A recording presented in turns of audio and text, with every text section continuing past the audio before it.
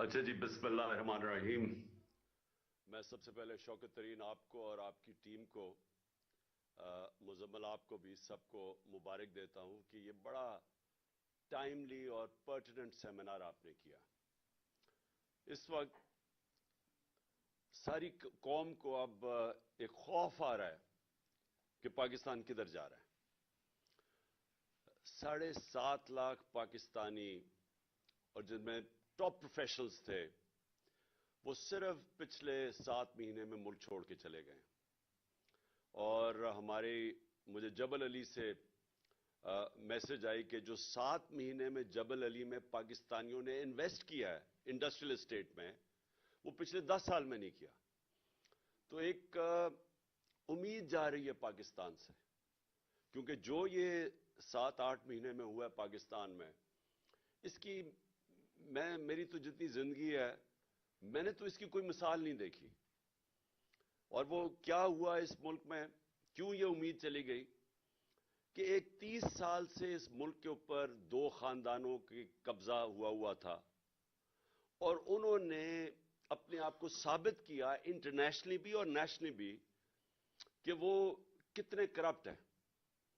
انہوں نے جو آپس میں ایک دوسرے کے اگینسٹ ساری پبلک کو تیار کیا، 20 سال 25 سال کہتے رہے کہ وہ کہتا وہ چور ہے، وہ چور ہے، کیسز ایک دوسرے کے اوپر بنائے، اور اس کے بعد ان کو ریجیکٹ کیا عوام نے۔ مجھے تو ان کے اگینسٹ ووٹ پڑی، ان دونوں پارٹیز کے اگینسٹ۔ تو ان کو جب پھر مسلط کیا گیا، میرے خیال میں یہ پاکستان کی سب سے بڑی ٹریجڈی ہے۔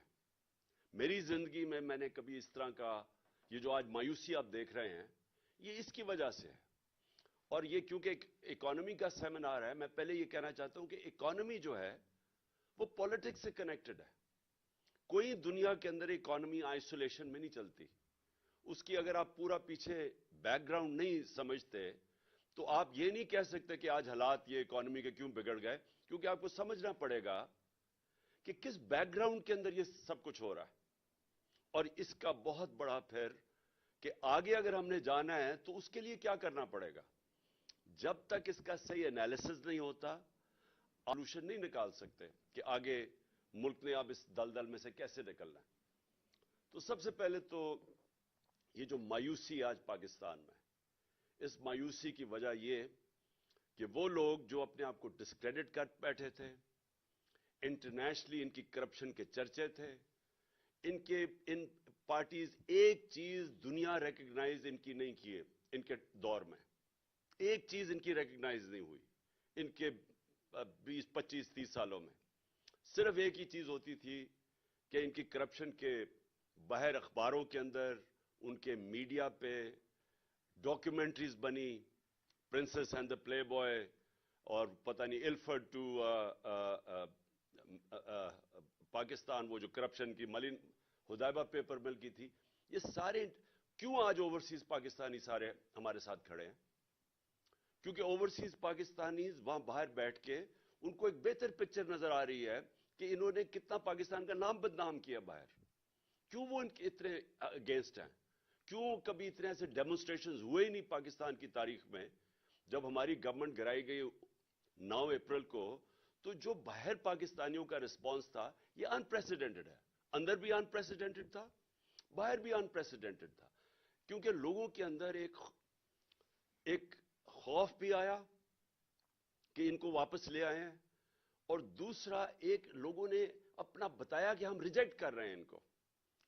تو ہماری جو پاپولیرٹی تھی کبھی اس پیک پہ نہیں پہنچی، صرف اس لیے پہنچی کہ جب ان 3 سٹوجز کی شکلیں دیکھی لوگوں نے، تو جو ہمارے خلاف بھی تھے وہ ساتھ آ گئے۔ اور ہماری یہ جو انپریسیڈنٹڈ پاپولیرٹی ہے، جس کی وجہ سے یہ سارے الیکشنز جب نام سنتے ہیں تو کانپیں ٹانگنی شروع ہو جاتی ہیں، کیونکہ یہ خوف زدہ ہیں۔ ان کو پتہ ہے کہ پبلک کدھر کھڑی ہو گئی ہے۔ تو سارا جو سٹیٹس کو کا سیٹ اپ ہے، وہ سارا مل کے ایک چیز پہ متفق ہے کہ الیکشن نہیں کروانے۔ اور بدقسمتی سے ان کے الیکشن ہی ایک سولوشن ہے جو اگر ہم نے اس میں سے نکلنا ہے، یعنی اگر پہلا قدم اگر ہم نے اس سے نکلنا ہے، یہ جو کوگ مائر کے اندر جو سارے سپیکرز نے بتایا کہ ہم پھنستے جا رہے ہیں، اور جو آگے دو سیناریوز بتائے کہ یا آئی ایم ایف میں اور اس کے علاوہ تو کوئی چارہ ہی نہیں آئی ایم ایف پہ جانا پڑے گا, تو ان کی کنڈیشنلٹیز, اس سے کیا افیکٹ پڑے گا اس ملک میں غربت میں, اور دوسری چیز کہ اگر نہیں جاتے تو پھر اس سے بھی برا حالات ہیں.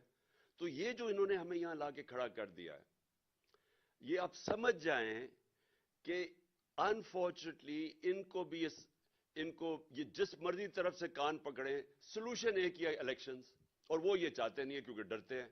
تو یہاں پھنسا ہوا ہے کیچ 22 پاکستان کا.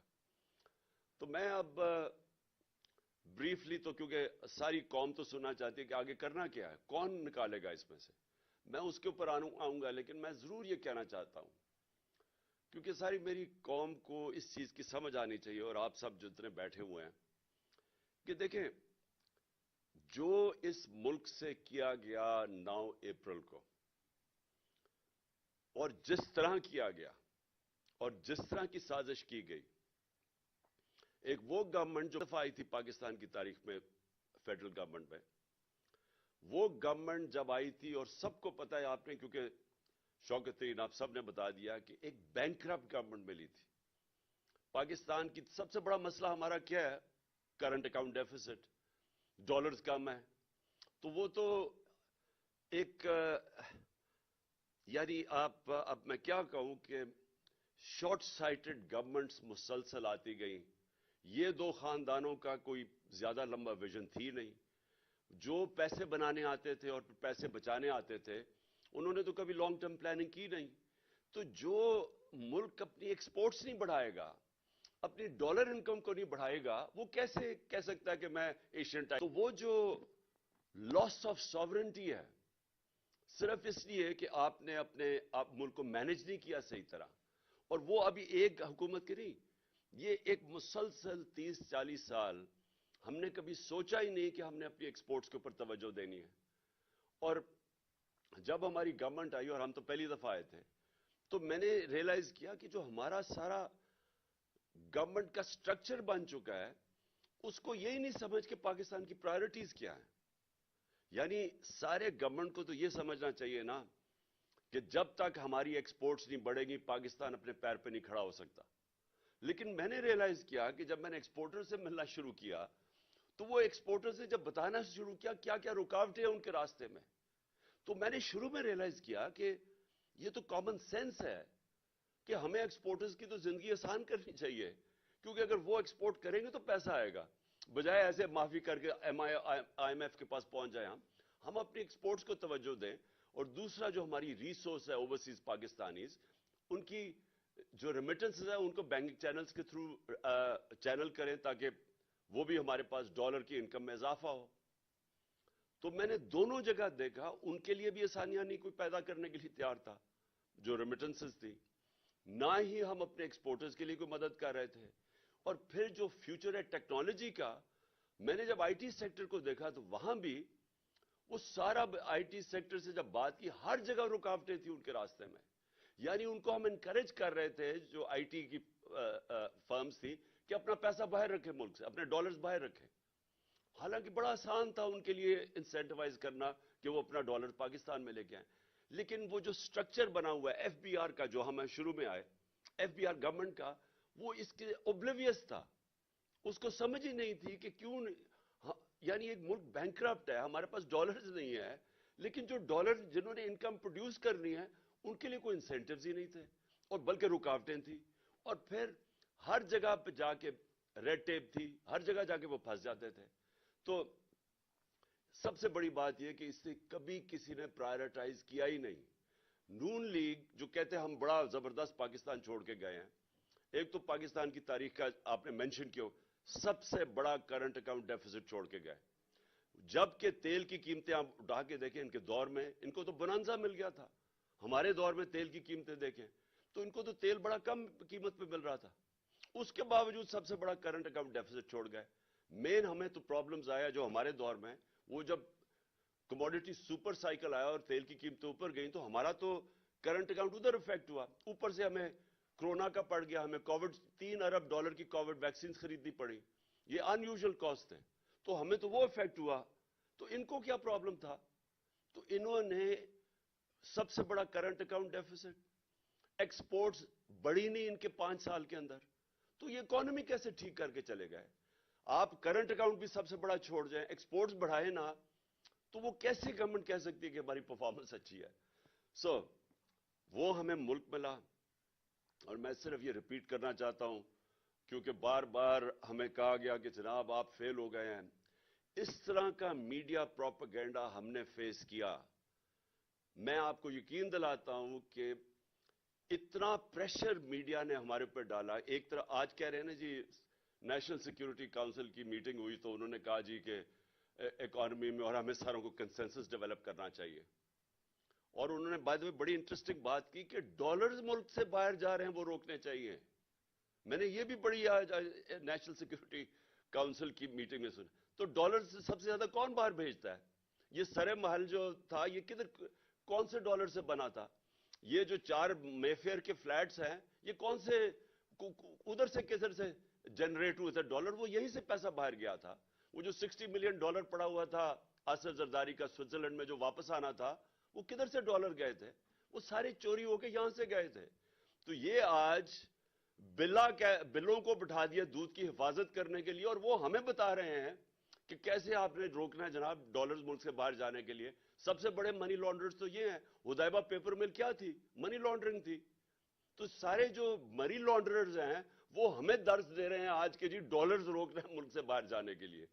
तो मैं अपनी सिर्फ परफॉर्मेंस बताना चाहता हूं कि ये जो आज बातें हमें कर रहे हैं कि जनाब मुल्क बड़ा तबाह हो गया और कोई बारूदी सुरंगें थी, तो मैं सिर्फ, क्योंकि आपने ये सुने भी होंगे स्टेटिस्टिकली, मैं फिर रिपीट करना चाहता हूं कि जो हमें पाकिस्तान मिला था सबसे बड़ा करंट अकाउंट डेफिसिट, इकोनॉमी हमारे बुरे हालात में थी, पहली दफा हम गवर्नमेंट में आए।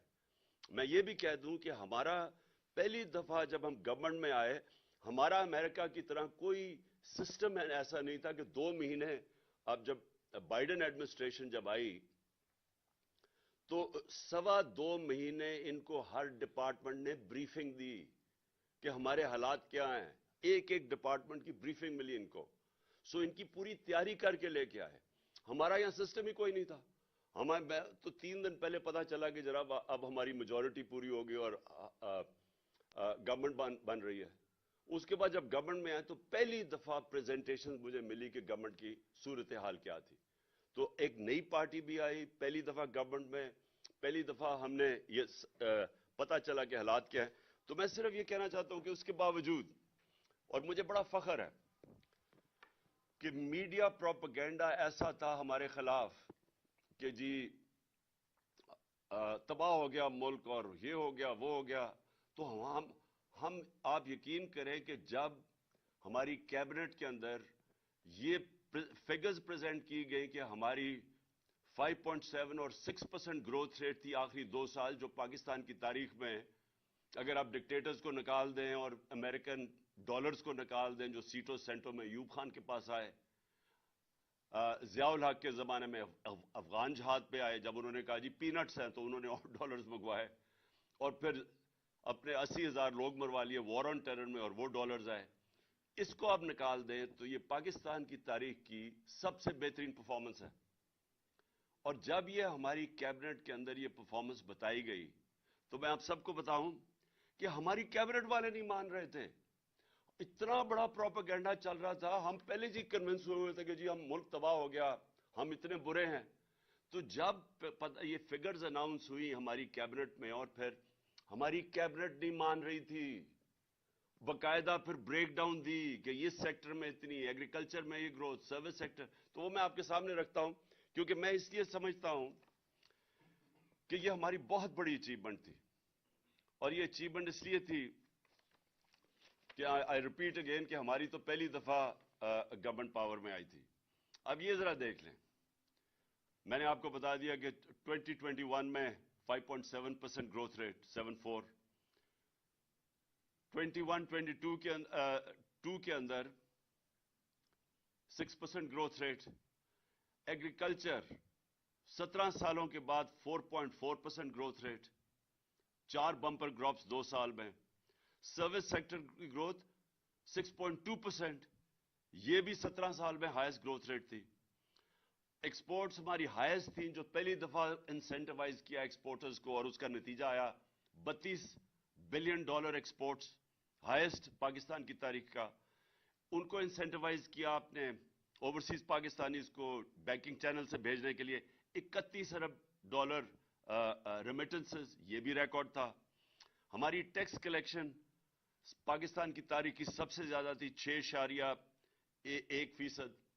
اور میں یہ ریپیٹ کر دوں کہ جو ہم نے, اور بڑا مشکل تھا ہمیں جو چینجز لائیں تاکہ ہماری ٹیکس کلیکشن بڑھے, آٹومیشن کے اوپر جانے کے لیے بڑی ریزسٹنس تھی, لیکن ہم یہ سارے بیریئرز کراس کر گئے تھے. پتہ نہیں آپ کو شوکت علی نے بتایا یا نہیں, ہم نے 34 ملین نئے ٹیکس پیئرز ڈسکور کیے تھے, یا میرے خیال میں 40 ملین, شوکت کلیئر کر دے گا بعد میں. تو یہ ہم نے نئے ٹیکس پیئر کیسے ڈسکور کیے تھے؟ نادرا کے ساتھ بیٹھ کے ہم نے پھر اپنے وہ انالیسز کیا, سافٹ ویئر استعمال کیا, آرٹیفیشل انٹیلیجنس کے, ہم کیسے ان کا رہن سہن کیا تھا, وہ کوئی ٹیکس نہیں دے رہے تھے. تو یہ 34 ملین نئے ٹیکس پیئر ڈسکور کیے تھے, یا 40 ملین, میں فگر بھول گیا ہوں, یعنی لکھا ہوا. تو ہم, اور پھر ٹریک اینڈ ٹریس سسٹم, یہ جو بڑی بڑی سیمنٹ اور یہ شوگر انڈسٹری, یہ جو سیلز ٹیکس ایویڈ کرتے ہیں, اس کے لیے ٹریک اینڈ ٹریس سسٹم لے آئے تھے تاکہ اس میں سے امپاسبل ہو کسی قسم کی ٹیکس ایویژن. تو ہمارا خیال تھا کہ یہ ہم نے 8 ٹریلین تک لے کے جانی تھی, 8,000 ارب تک اپنی ٹیکس کلیکشن لے کے جانی تھی جب انہوں نے گورنمنٹ کرائی.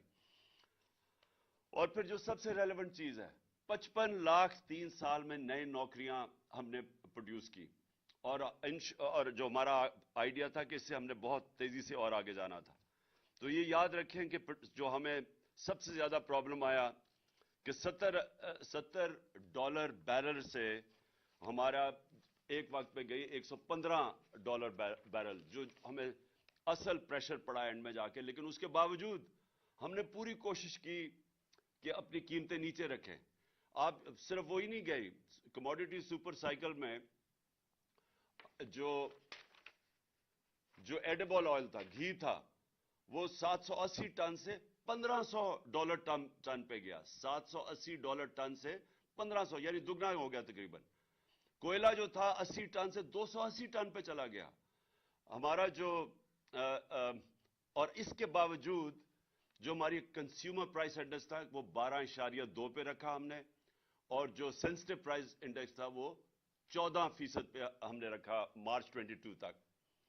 اور اس کے علاوہ ہمیں یہ جو, میں نے پھر سے ویکسینز کی میں نے بات کر دی. اچھا اب آ جائے, اب میرا یہ کوشچن یہ ہے کہ جو یہ ساری سازش کر کے ان کو لے کے آئے, یہ آپ نے سنی لیا ہوں گی فگرز, کیونکہ میرے سے بہت بہتر اکانومی سمجھنے والے اسپیکرز ہیں. میرا تو سارا تجربہ ہوا یہ جو 3.5 سال میں گورنمنٹ میں بیٹھا, پہلی دفعہ, کیونکہ اتنے بڑے کرائسس تھے اکانومی کے اوپر کہ میرا ایک فاسٹ ٹریک لرننگ ہوئی اکانومی کے اوپر, اور میں بیسکلی ایک چیز سمجھ گیا کہ ہمارا جو ساری گورنمنٹ ہے, جو میں نے شروع میں آپ کو کہا, اس کا ڈائریکشن ہی غلط ہے. یعنی ہونا یہ چاہیے کہ اگر آپ کو پتہ ہے کہ آپ کا جیسی اکانومی بڑھے گی تو آپ نے باٹل نیک آ جائے گا کرنٹ کا, اس کا ڈائریکشن ہی غلط ہے. یعنی ہونا یہ چاہیے کہ اگر آپ کو پتہ ہے کہ آپ کا جیسی اکانومی بڑھے گی تو آپ نے باٹل نیک آ جائے گا کرنٹ اکاؤنٹ کا, تو ساری ملک کو کوشش کرنی چاہیے کہ ہم وہ ڈالر کی انکم بڑھائیں تاکہ وہ ہمارا باٹل نیک نہ آئے. میں نے اس کے لیے 2 پروجیکٹ شروع کیے. ایک تھا ہمارا بنڈل آئلینڈ کا کراچی, اور ایک تھا یہ راوی سٹی لاہور. راوی سٹی لاہور کا مقصد ایک تو یہ تھا کہ ہم لاہور کو بچائیں. راوی بالکل ختم ہو گیا, ایک سیوریج ڈمپ بن گیا, تو ہم نے راوی کو بھی اس کو پہلے تو براج بنا کے واٹر ٹیبل اوپر کرنی تھی لاہور کی, اور اس کے ارد گرد ہم نے ہائی رائزز بنانی تھی. ہائی رائزز اس لیے بنانی تھی کہ ہمارا سارا جو ایگریکلچر زمین ہے وہ ختم ہوتی جا رہی ہے. تو وہ ہم ریئلائز ہی نہیں کر رہے کہ اگر ہم نے یہ ہاؤسنگ سوسائٹیز کے مافیا کے اندر پھنس گئے تو یہ تو پھیلتے جائیں گے, اور ساری ہمیں تو فوڈ سیکیورٹی کے سویر پرابلمز آنے لگے ہیں. تو راوی سٹی کا مطلب یہ تھا, ایک تو کہ راوی کو بچائیں, جب لیک بنائیں گے تو واٹر ٹیبل اوپر چلی جائے گی, لاہور کی واٹر ٹیبل بالکل گر گئی ہے.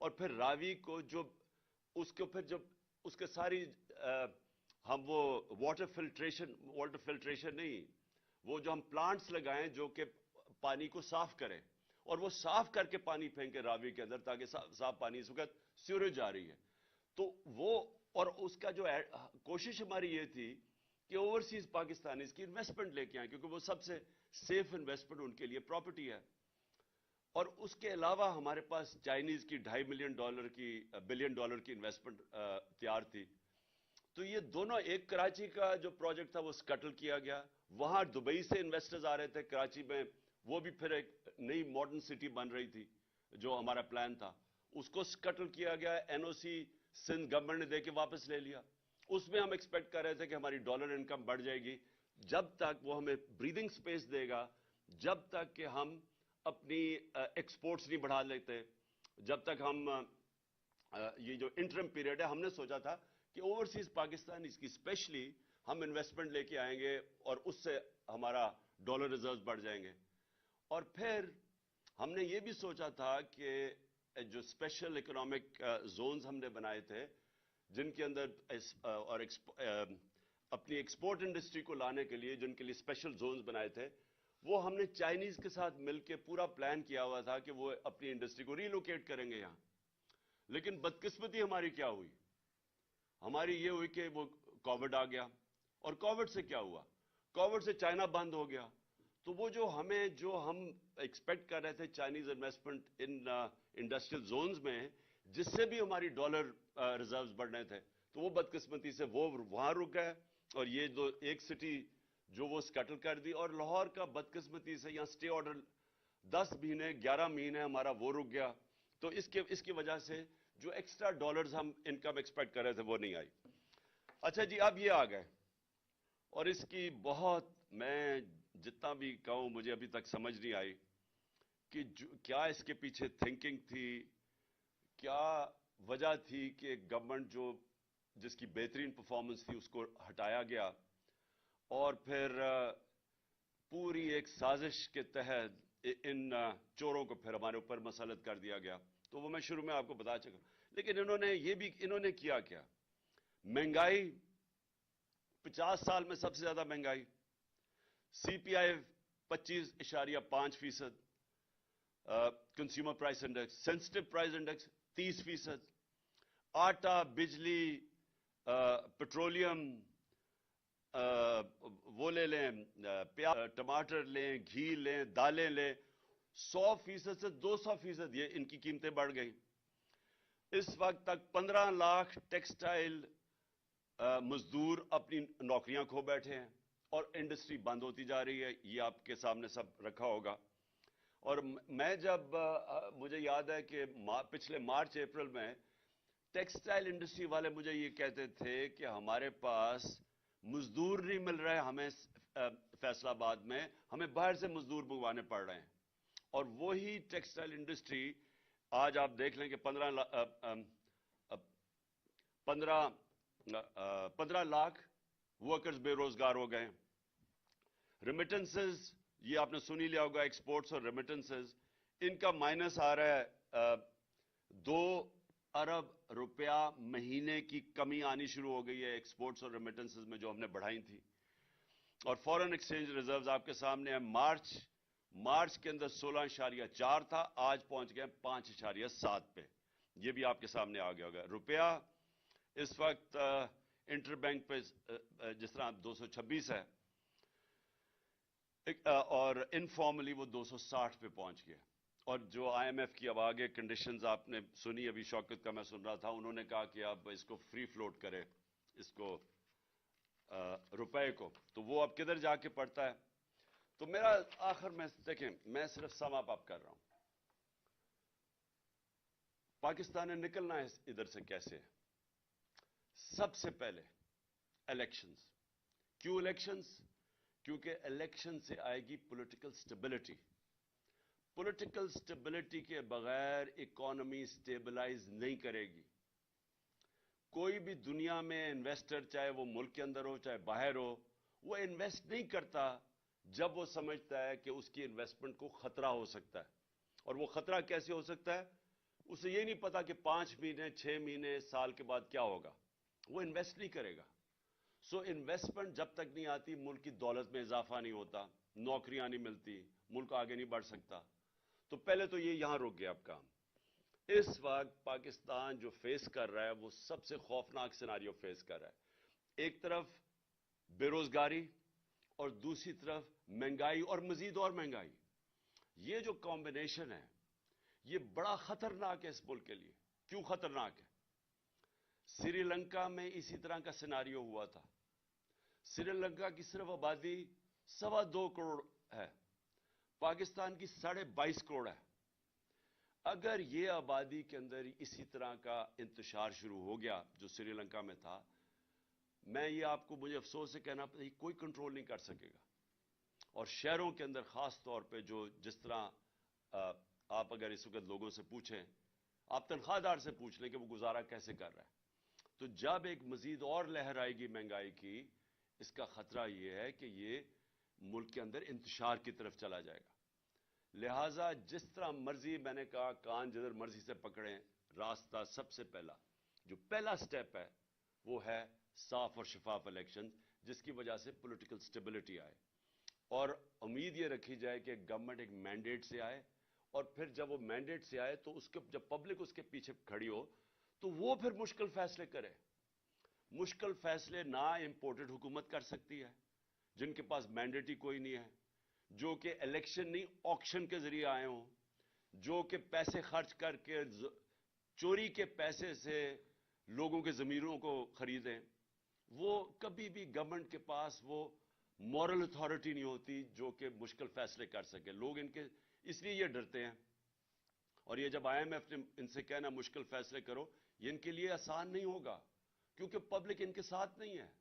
तो पब्लिक तो उसके साथ होगी जो कि जब वो ट्रस्ट करेंगे कि जब वो पब्लिक को जो भी लीडरशिप कहेगी कि देखें ये मुश्किल वक्त है, ये मैं कर रहा हूं और इसके बाद आपके लिए आसानियां पैदा होंगी, तब पब्लिक मुश्किल गुजार लेती है। लेकिन इनके होते हुए तो उनके पास अब कोई इत्मीनान ही नहीं है इनके ऊपर, क्योंकि ये मजीद गिरता ही गया है। और उन्होंने जो वादे किए हैं, मुझे याद है शहबाज शरीफ की जो स्पीच आने से पहले कि 6 महीने में मैं मुल्क को, ऐसे ही आपके इलेक्शंस और मैंडेट आएगा, वो फिर पहला स्टेप होगा। उसके बाद सबसे इंपॉर्टेंट चीज पाकिस्तान में रूल ऑफ लॉ है। इकॉनमी कनेक्टेड है रूल ऑफ लॉ के साथ। ये लोगों को गलत फहमी है कि जनाब मुझे जो जनरल बाजवा वो हर चीज के हर फन मौला बन गए थे, तो हमें बता रहे हैं कि जनाब देखें आप इकोनॉमी के ऊपर कंसंट्रेट करें, ये एहतसाब को भूल जाएं, ये अकाउंटेबिलिटी भूल जाएं। उनको यही नहीं पता आज तक कि दुनिया का नक्शा उठा के देख लो, जिन मुल्कों के अंदर क्लीन गवर्नेंस है, रूल ऑफ लॉ है, वो खुशहाल हैं। और जिन मुल्कों में यहां NRO दिया जाता है बड़े डाकुओं को और बेचारे छोटे चोरों को पकड़ा जाता है, वहां सारे मुल्कों में गुर्बत है। रूल ऑफ लॉ कनेक्टेड है खुशहाली के साथ। दुनिया के अंदर जिधर भी खुशहाली आई है पहले रूल ऑफ लॉ आया है। ये हो ही नहीं सकता कि मुल्क में डाके मारे जाए, जो एलीट हो वो ऊपर बैठ के मुल्क चोरी करे और आप समझे कि मुल्क तरक्की कर जाएगा। ये कभी नहीं हुआ। और अगर ये होता तो ये दोनों जो खानदान 30 साल इस मुल्क के ऊपर मुसल्लत रहे हैं, तो इनको मुल्क को ठीक कर देना चाहिए था। इनके दौर में ही तो सारे कर्जे चढ़े हैं। तो ये किसी का अगर ख्याल है, और ये सेल्फ स्टाइल, क्योंकि बदकिस्मती ये है कि जब आपके पास इतनी पावर आ जाए जो एक जनरल बाजवा के पास थी, तो वो समझते हैं वो हर फन मौला, वो हर चीज के एक्सपर्ट बन जाते हैं। तो हमें लेक्चर दिए जा रहे थे कि नहीं जी इनको NRO दे दो और आप सिर्फ इकोनॉमी पे कॉन्सेंट्रेट करो। मैं याद उनको करवाया कि चाइना ने 450 वजीरों को जेलों में डाला है, जो दुनिया में सबसे तेजी से बढ़ रही है इकोनॉमी। उसको क्या जरूरत पड़ी थी कि 450 वजीरों को पिछले 7-8 साल में जेलों में डालो। इसलिए रूल ऑफ लॉ कनेक्टेड है। और मैं आपको यकीन दिलाता हूं कि हमारी जो सबसे बड़ी रिसोर्स है ओवरसीज पाकिस्तानी है। मेरा उनसे सबसे देर 30 साल तक राब्ता है। उन्होंने शौकतखाना में मदद की, नमल यूनिवर्सिटी में, PTI को कहते हैं, वो ओवरसीज पाकिस्तानी मदद करते हैं, वो सबसे ज्यादा जज्बा रखते हैं। उनकी इन्वेस्टमेंट नहीं आती पाकिस्तान में। वो प्लॉट्स खरीद लेते हैं लेकिन इन्वेस्ट नहीं करते इंडस्ट्री में और बिजनेसेस में, क्योंकि उनको कॉन्फिडेंस नहीं है। پاکستان کے انصاف کے نظام پہ کانفیڈنس نہیں ہے. اور میں مڈل ٹیئر انویسٹرز کی بات کر رہا ہوں, بڑے بڑے انویسٹرز نہیں. اور اگر ہمارے پاس 1 کروڑ میں سے میں کہتا ہوں 5 لاکھ پاکستانی بھی انویسٹ کرنا شروع کریں, آپ امیجن کریں کہ کتنی انفلو آگے ڈالرز کی ہمارے ملک میں. تو اس کے لیے کانٹریکٹ انفورسمنٹ چاہیے, اس کے لیے رول آف لا چاہیے, اس کے لیے ایک کانفیڈنس چاہیے ہمارے ملک کے انصاف کے نظام پہ. تو یہ کنیکٹڈ ہے خوشحالی سے. آپ نے میرے سے بار بار سوال پوچھتے ہیں جی آپ کے پاس کیا اس کا حل ہے, یہ جو آپ دلدل میں ملک پھنسا دیا. تو حل یہ ہے کہ پاکستان کو ایسے چلانا پڑے گا جو آج تک ہم نے نہیں چلایا. ہمیں وہ سٹیپس اٹھانے پڑیں گے. ہم نے کبھی رول آف لا اسٹیبلش نہیں کیا. مارشل لا آتا ہے تو وہ قانون توڑ کے آتا ہے. اور یہ جو 2 خاندان ہیں ان کی مجبوری ہے اداروں کو کمزور کرنا, کیونکہ یہ چوری نہیں کر سکتے. اگر آپ کے ادارے مضبوط ہو یہ چوری کیسے کریں گے؟ جو اسرائیل کا پرائم منسٹر تھا اس کو پولیس نے آ کے اس کے اگینسٹ کرپشن کیس کر کے اس کو چارج کر دیا, کیونکہ وہ ان کے ادارے مضبوط ہیں. اور یہ نہیں کہ یہ جو یورپ کے اور یہ امریکہ کے لوگ ہمارے سے زیادہ ایماندار ہیں, وہاں کے ادارے ایسے ہیں کہ کوئی چوری نہیں کر سکتا. وہ اداروں کا خوف ہے ان کو. یہاں آتے ساتھ ہی سب سے پہلے تو ادارے ختم کیے. ہم نے اداروں کے اندر میرٹ لے کے آئے. انہوں نے آتے ساتھ ہی پہلے ایف آئی اے ختم کی, کیونکہ شہباز شریف کے کیسز تھے اربوں روپے کے, اس کو ختم کیا. اس کے اوپر آدمی, اور اس کا اب صرف کام ہے پولیٹیکل وکٹمائزیشن. پھر انہوں نے نیب ختم کی, اس کے ٹی ٹی کے کیس تھے اور ان سارے چوروں کے کیسز تھے. ساروں نے اپنے کیسز امینڈمنٹ نیب کر کے ختم کیے. اور انہوں نے وائٹ کالر کرائم پکڑنا ناممکن ہو گیا آج پاکستان میں. جو نیب امینڈمنٹس کیے ہیں آپ پکڑ ہی نہیں سکتے وائٹ کالر کرمنل. اور پبلک آفس ہولڈر, میں یہاں سے پیسہ چوری کر کے اپنے خاندان کے نام پہ رکھ دوں ایز پرائم منسٹر, مجھے کوئی نہیں پکڑ سکتا. میں پوچھ ہی نہیں سکتا کہ جی آپ کے بچے کس طرح اربوں پتی بن گئے ہیں, کیونکہ انہوں نے امینڈمنٹ پاس کر دی ہے. اوپر سے میں یہاں سے پیسہ چوری کر کے باہر بھیجوں, اور پتہ بھی چل جائے کہ میں نے باہر ایک, جس طرح اسحاق ڈار کے پورے دبئی کے اندر وہ ٹاورز ہیں $100 ملین کے, پتہ ہی نہیں چل سکتا. میں اگر کہوں کہ جی وہ دبئی سے انفارمیشن آ رہی ہے $100 ملین کے ٹاور ہیں, انہوں نے کہا جی باہر سے جو ایویڈنس آئے گی وہ ان ایڈمیسیبل ہے. سو یعنی کہ آپ نے لائسنس دے دیا بڑے چوروں کو. تو میں پھر سے کہتا ہوں rule of law second step ہے, elections first, rule of law second step. تیسرا, یہ جو شوکت نے بات کی, ری اسٹرکچرنگ کرنی پڑے گی. یہ جو بڑے بڑے ہمارے گورنمنٹ کارپوریشنز ہیں ان کو ری اسٹرکچر کرنا پڑے گا, کیونکہ یہ اتنا زیادہ پیسہ اس وقت کھا رہے ہیں. پھر ہماری جو گورننس سسٹم ہے اس کو بالکل اس میں چینجز لانے پڑیں گے, کیونکہ یہ بھی ایک, جب تک ہم اپنا گورننس سسٹم کو میریٹوکریسی نہ لے کے آئیں اور ساروں کو ڈائریکٹ کریں کہ نیشنل انٹرسٹ اس وقت کیا ہے, اور وہ ہے کہ ایکسپورٹس بڑھائیں اور اپنی آمدنی بڑھائیں, فیسیلیٹیٹ کریں, انویسٹرز کو کریں, یہ جو ایز آف ڈوئنگ بزنس کریں, جو ہم نے بڑی کوشش کی تھی. اسمال اور میڈیم انڈسٹری وہ بیک بون ہے, اس کے لیے اتنی مشکلات پیدا کی ہوئی ہیں کہ وہ بیچارے وہ اٹھ ہی نہیں سکتے. ان کے لیے ہم نے ساری یہ جو گلوٹین کیے تھے, ہمیں جو ریگولیشنز ختم کیے تھے, ان کے لیے آسانیاں وہ کرتے جا رہے تھے.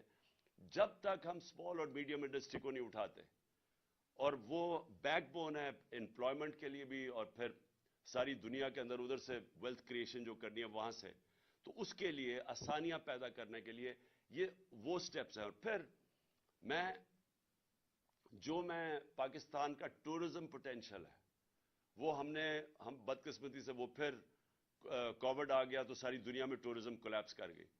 ٹورزم پاکستان کا اتنا بڑا پوٹینشل ہے. اور میں نے یہاں آسٹریا سے وہ آیا ایکسپرٹ ہے ریزورٹس کا, آسٹریا میں سکینگ کے وہ ایکسپرٹس ہیں, اس نے مجھے کہا کہ پاکستان دنیا کا سکینگ کیپٹل بن سکتا ہے, کیونکہ ہمارے پہاڑ بڑے اونچے ہیں تو وہاں برف بڑی دیر تک رہتی ہے. تو اس نے مجھے, اور پورا پلان بنا رہے تھے کیسے سکینگ ریزورٹس. تو یہاں پاکستان میں ہمارے پاس ٹورزم کے اندر اتنا ان ٹیپ پوٹینشل ہے. سارا ہمارا جو سمندر ہے اس کے ساتھ ساتھ زبردست پوٹینشل بنا ہوا ہے. سو ٹورزم کے اوپر, کیونکہ وہاں سے ڈالرز آئیں گے باہر سے, اور میں بات کر رہا ہوں کہ مڈل ایسٹ سے.